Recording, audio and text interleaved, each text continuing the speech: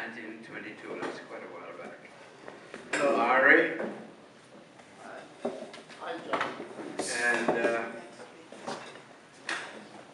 things were going well. Things were going well in Germany for my family. My father was a licensed plumber and a licensed electrician and sheet metal worker, and he had run a business on his own. And we lived in an apartment house in Berlin on the first floor, and our apartment was connected downstairs in the cellar with a workshop that my father used for working and preparation of his plumbing business mainly. And my mother took care of a houseware store that was also connected with the apartment. If somebody came, the bell rang in our living room, and she walked into the store. It was a kind of like a mixture of a houseware and a hardware store, kind of. And she did little repairs, like if a lamp needed a new cord or something, she could take care of that. And she also did my father's work, you know, as far as the clerical was concerned, the paperwork, like typing statements and what have you.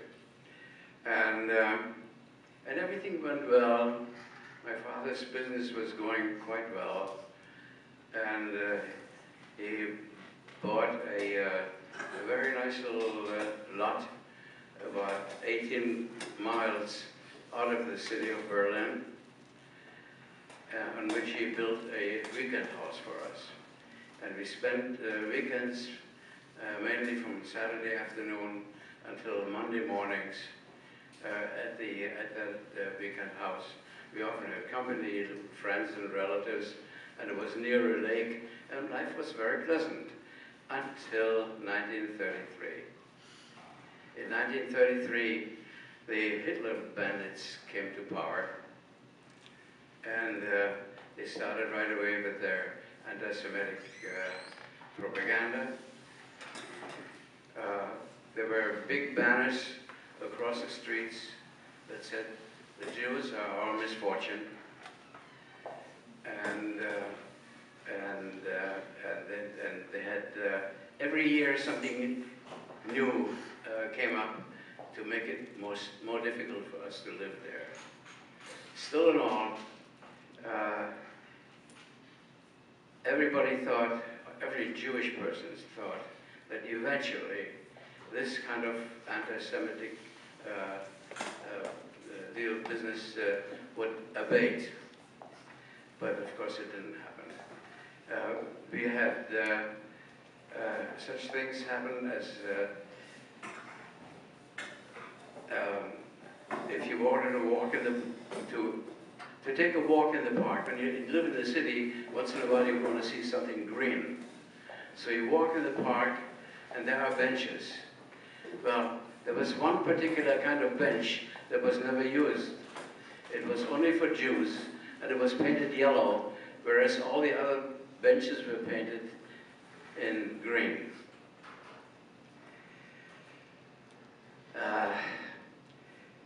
Every business every Jewish-owned business had in their windows their names written, their names painted on in white paint, so you could see it was a Jewish business. Not only that, but also they were very generous by giving every Jew, every male Jew, the middle name of Israel, and every female Jew, the name of Sarah.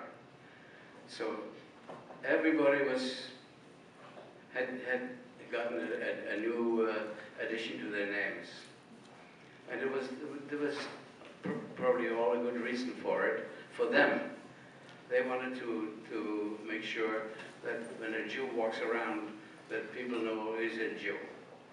My father had a car, and the license plate of a car owner owned by Jews started with 355.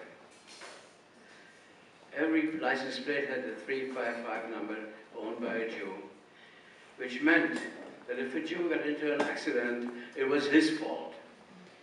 When the Jew went to the inspection station, they made it difficult for them too. And there were a number of other things that made things difficult for us.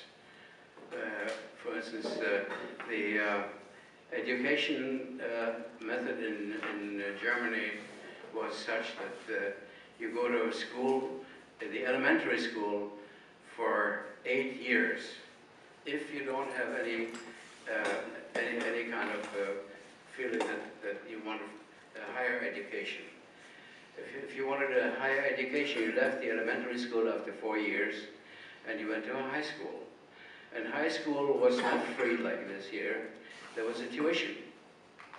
So my father sent me to high school, and I was in high school for 3 years until the anti-Semitism became so bad from some of the teachers and from some of the kids who had joined the Hitler Youth and had fallen victim to all their propaganda against Jews. There were many fights that I had on the way home to school, on the way home from school, and eventually my parents decided it was enough, and it was enough for me too. Fighting all the time, you know, wasn't nice. Anyway, in order to have at least the mandatory amount of years, which was 8. 8 was a mandatory amount of years for any schoolboy or girl or whatever. I left the high school after 3 years and went to a Jewish school run by the Reformed congregation in Berlin. After that, I took an aptitude test to find out if I would be able to take on a position as whatever. But I didn't get I was not allowed to work. I got no permission to take on a job. In the meantime, in the years between 1933 and 1938, many people lost their jobs, especially professionals, like people like judges, for instance, and lawyers, and professors in colleges, and teachers in schools, and things started to get a little rough. And but still, nevertheless, many people hoped that eventually this, you know, there would come some kind of normalcy. However, the time came in November 1938. There was the infamous Kristallnacht, the night of the broken glass, and in our apartment house there was a policeman who lived there, and he was friendly, and he warned my father that there was going to be an action against Jewish people during the night of November 9th. And the police were ordered not to interfere. So there was no protection, you know, for anything that might have happened. So we went to sleep. We had steel shutters in front of all the windows, since we were on the ground floor.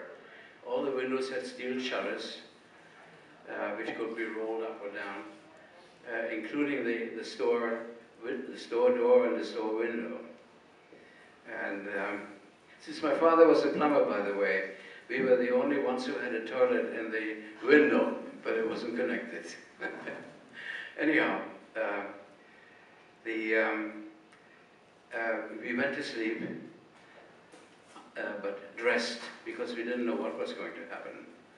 And about 2 o'clock at night, we heard banging against the steel